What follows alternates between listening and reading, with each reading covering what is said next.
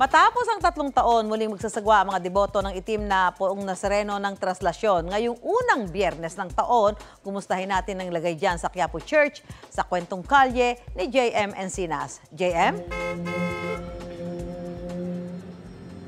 Susan, gaya ng inaasahan ay dinagsang ng mga deboto ng itim na Poong Nazareno ang unang Biyernes ng taon para dumalo ng misa dito sa Quiapo Church. Tuloy-tuloy naman yung isinasagawang paghahanda para sa muling pagbabalik ng traslasyon.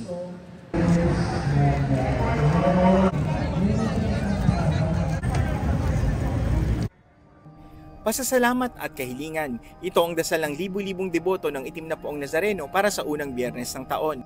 Taga Maynila man o probinsya, dinayo ang Quiapo Church para tupdin ang kinasanayang panata. Gaya ng debotong si Michelle, na kahit hirap sa pagbitbit ng kanyang anak, ay pinilit na dumalo ng misa. Panata po namin tuwing First Friday po, simba po kami rito. Pero di gaya ng mga nagdaang taon, pas daw muna si Michelle sa pagsama sa traslasyon. Ay hindi po na kasi may dili po kasi ako eh. Ito, nagpipray lang po kami sa labas kasi as in birthday ko kasi bukas din. Inaasahan naman na mas maraming deboto ang makikiisa sa nalalapit na traslasyon dahil na rin sa ito ay 3 taong natigil. Siyempre masayang-masaya kami dahil minsan lang mangyari ito sa 1 taon. Kahit saan siya dumaan talagang pupuntahan namin siya. Puspusa naman ang paghahanda dito. Sa Plaza Miranda, ipatutupad ang one entry multiple exit system. Sa Villalobos Street ang pasok ng mga nais dumalo ng misa at lalabas sa Quezon Boulevard, Plaza San Juan at Evangelista Street.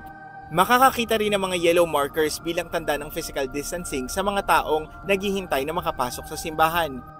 Mahigpit namang ipinagbabawal ng Philippine National Police ang ilang kagamitan gaya ng pagdadala ng backpack at liquid canister maliban na lang kung ito ay transparent. Bawal din ang pagsusot ng sombrero at pagdadala ng payong sa mismong araw ng traslasyon.